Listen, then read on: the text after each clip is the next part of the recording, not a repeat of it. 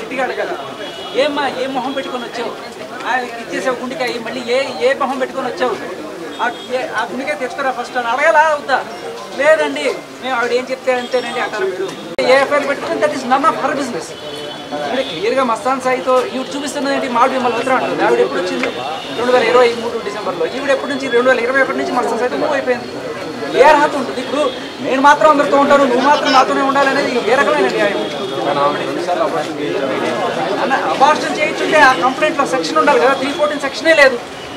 పచ్చబద్ధం అబద్ధం, పచ్చబద్ధం అంటే నిజంగా సాక్షులు దమ్ముంటే ఈ పాటికి ఎఫ్ఐఆర్లో 493 కూడా ఉండేది. లేదా సెక్షనే లేదు. అన్ని పెట్టారు కాబట్టి ఈ అమ్మాయి కంప్లైంట్ ఇస్తే ఎఫ్ఐఆర్ ఎప్పుడైనా పెట్టారు.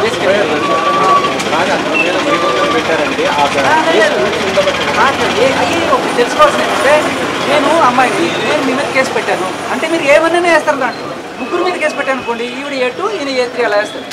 అది పెట్టినంత మాత్రాన అది దాటి ఛార్జ్ షీట్కి వెళ్ళే అర్హత కూడా లేని కేసు. అందుకనే చెప్తున్నా, ఏ అమ్మాయి అయినా వెళ్ళి పెడితే మీరైనా వెళ్ళి ఒక అబ్బాయి మీద పెడితే ఫస్ట్ తీసేసుకుంటారు. దట్ డజంట్ మీన్ అవి పెట్టిన దాని ప్రకారం ఫోటోలు చూపిస్తే ఒప్పుకుంటారు. సో దట్ డజంట్ మీన్ ఆయన తప్పు చేశాడు.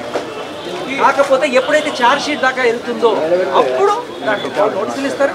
అదే మీరు అబ్బాయి వెళ్ళి నేను ఎంఐ ప్రేమించుకున్నాను సార్, ఎంఐ నన్ను వదిలేసి వెళ్ళిపోయింది, ఎంఐ నన్ను మోసం చేసిందని చెప్పారు అనుకోండి, పిల్లల్ని చంపేస్తారా? బయటికి రావచ్చు, పోలీస్ స్టేషన్ కూడా రావచ్చు కదా.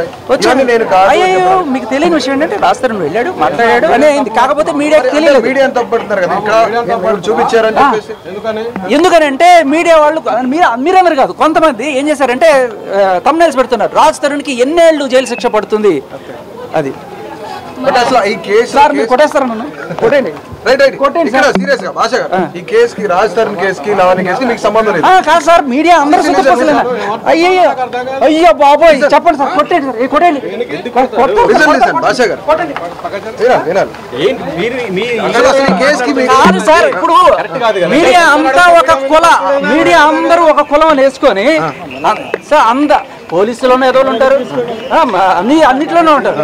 మీడియాలో కొంతమంది ఇలాంటి థంబ్నెయిల్స్ పెట్టడం వల్ల మన ఆయనకి డ్యామేజ్ జరిగింది. మీడియా అంతా మీరు కొంతమంది చెప్తున్నారు. ఇప్పుడు లావణ్యకి రాజ్ తరుణ్ కేసుకి మీకు సంబంధం లేదు.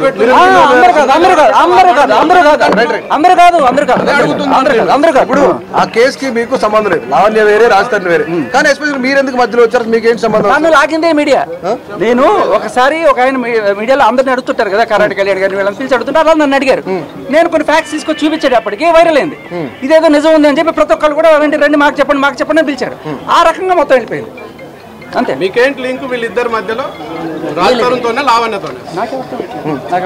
ఏం సార్ బెదిరిస్తారా? ఎంత మీడియా అయితే మాత్రం మాఫియా సార్ చూపించండి. ఇట్లా చూస్తున్నాను నేను.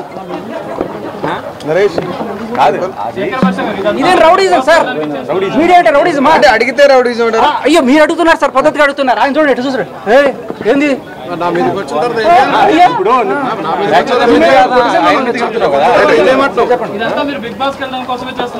అయ్యా బిగ్ బాస్ సెలక్షన్ కూడా అయిపోయినాయి. ఇప్పుడు ఇవన్నీ ఎందుకు అవసరం లేదు. వైరల్ కావడం సార్ ఫ్యాక్ట్స్ చూపించారని చెప్పారు. దాని తర్వాత ఇంకా అక్కడతో ఆగిపోవచ్చు కదా. ఎందుకు వైరల్ అవడానికేనా లేదంటే మీరు ఎస్టాబ్లిష్ అవడానికి? మీడియా ఉన్నారు కదా, ఎవరికైనా సరే ఒక్కళ్ళైనా చెప్పండి. ఇంతమంది నాకు మీరు ఎవరు నాకు తెలిసి ఫోన్ చేయలేదు. ఒక్కళ్ళకైనా సరే నేను ఫోన్ చేసి సార్ నేను మీతో మాట్లాడాలనుకున్నాను వస్తాను చెప్పి ఒక్కళ్ళతో చెప్పించండి సార్. నా కాల్ రికార్డ్ అయినా చూపించండి, గుండు గీచుకుంటా. ఎవరైనా ఫోన్ చేస్తే వెళ్తున్నాను, ఫోన్ చేస్తున్నారు, అడుగుతున్నారు, వెళ్తున్నారు. ఎవరైనా చూపించండి. నిజం చెప్పడానికి వెళ్తున్నారా లేదంటే వైరల్ అవ్వడానికి వెళ్తున్నారా? అలా ఏం లేదు. నేను ఒక 18 ఏళ్ళ నుంచి మీలాగే నాకు బోర్డు మంది ఇవాళ నేను మీలాగే ఇక కెమెరా పెట్టుకొని వచ్చిన ఒక మీడియా వాడినే. నేను కూడా మీలాగే ఒక బిగ్ ఎఫ్ఎంలో పనిచేసి ఒక ఆర్జేని. అలా వచ్చి మీలాగే అడుగుతుంటా. నేను కూడా ఏ రోజు నేను ఇటుపక్క రాలి అటుపక్కే ఉండేవాడిని. కానీ సడన్ గా ఇది వచ్చిన తర్వాత 4-5 మాట్లాడటం వల్ల ఇట్లా వైరలేను తప్ప నేను ఈ 18 ఏళ్లలో ఈ నాటుకున్న వృక్షానికి ఉన్న బోల్డ్ అని వేళ్ళు ఎక్కడెక్కడో ఉన్నాయి. అందరూ ఫ్రెండ్సే పిలిచి అడుగుతారు. నన్ను అడగడం కాదు సార్, ఆవిడ ఏ మొహం పెట్టుకుని వచ్చావని అడగండి సార్. ఎక్కడ పెట్టుకున్నావు, మీ మొహం ఎక్కడ పెట్టుకుంటావు అని అడగండి అంతే.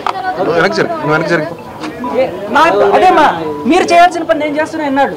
మీకు ఎవరికి దమ్ము లేదా ధైర్యం లేదా అడగడానికి అంటున్నాను.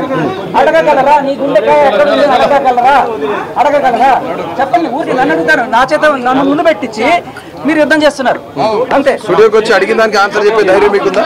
స్టూడియోకి వచ్చి అడిగిన దానికి ఆన్సర్ చెప్పే ధైర్యం మీకుందా? అస్సలు ధైర్యం లేదు sir. Raj Tarun and director గారు ఇద్దరు కాల్ చేశారు. సో ఉంది, సో నువ్వు మా కోసం నిలబడ్డావు, సో ప్లీజ్ కమ్ అని చెప్తే వచ్చాను. అంటే సినిమా ప్రమోషన్ లో భాగంగా వచ్చారు. సినిమా ప్రమోషన్ మామూలు వాళ్ళకి ఒక గెస్ట్ ఆఫ్ ఆనర్ గా ఇన్వైట్ చేస్తే వచ్చాను. లావణ్య గారు మీకు కాల్ చేశారు, ఆ కాల్ రికార్డింగ్ చేసి దాన్ని బయట పెట్టారు. మీరు ఏవో బూతులు తిడుతున్నట్టు ఆమె చెప్పారు. అయ్యో, మీరు బీపు లేకుండా వింటే అర్థమైపోతుంది. నేను ఒక బూతు మాట్లాడలేదు.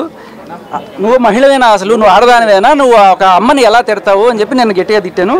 లుచ్చా పనులు చేసే, అంటే డ్రగ్స్ అమ్ముకునే లుచ్చా పనులు చేసే నువ్వు అంత ఇదిగా ఎలా చేయగలవు అన్నాను. ఆవిడ దాన్ని కొంచెం మార్చి నన్ను లుచ్చాదానా అన్నావు అంటుంది. బట్ నేను లుచ్చా పనులు అనేది డ్రగ్స్ అమ్మే పని మాట్లాడాను. అయ్యో, ఇది ఎవరండి? ఆంధ్రజ్యోతి వాళ్ళు వేశారు, హెచ్ఎంటీవీ వాళ్ళు కూడా వేశారు. మీరు కావాలంటే ఒక 5 నెలల క్రితం మీ టీవీలో ఎత్తుకోండి. డ్రగ్స్ మాఫియా జల్సాలకు అలవాటు పడిన లావణ్య అని మీ జీవనంలో చూసి నేర్చుకున్నాను నేను ఆవిడ గురించి. నన్ను అన్నం కాదు, మీరే వేశారు, మిమ్మల్ని మీరే అడుక్కోవాలి. అంటే లావణ్య ఇప్పుడు వచ్చింది కాబట్టి మీరు బయటకు వచ్చారు, లేదంటే ఇది వచ్చేది కదా ఇట్లా వ్యవస్థ సార్. నేను ఆవిడ కోసమో ఆవిడకి అగెనెస్ట్ గానో రాజధాని కోసమో రాలా. నేను మామూలుగా ఒక బయట ఇచ్చి వైరల్ అయిపోయాను.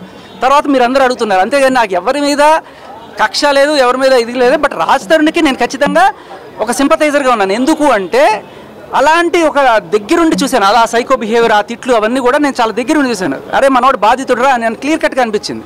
అందుకని వచ్చాను నేను. అంటే రాజధాని లావణ్య మధ్యలో జరిగేది మీరు దగ్గరుండి చూసారు? దగ్గరుండిగా ఆడియో రికార్డు బీప్ లేకుండా విన్నప్పుడు మీరు బీపులతో వినుంటారు, నేను బీప్ లేకుండా వినేటప్పుడు నాకు అర్థమైపోయింది. ఈ ఇష్యూలో అంటే ఏంటి ఫైనల్గా ఎవరికి న్యాయం జరగాలని చెప్పేసి ఏంటి సార్? న్యాయం అంటే ఏంటంటే సార్, మగాడికి ఎంత కష్టపడ్డా పోలీస్ స్టేషన్కి వెళ్ళి ఒక నెల రోజులు తిరిగిడ్డా అమ్మాయి నన్ను టార్చర్ చేస్తోంది అని చెప్తే పట్టించుకునే నాదుడు లేడు సార్. ఇప్పుడు రాజ్ తరుణ్ కూడా ఆ అమ్మాయి ఇట్లా చేస్తుందని వెళ్తే లేదు, పరిశీలనలో ఉంది, లీగల్ ఒపీనియన్ పంపించాం. అదే అమ్మాయి వెళ్ళి ఏ రకమైన ఆధారాలు లేకుండా కూడా మీ మీద ఇట్లాగే ఎఫ్ఐఆర్ చేయొచ్చు. ఈ రకమైన దుస్థితిలో ఇవాళ మగజాతి బతుకుతుంది.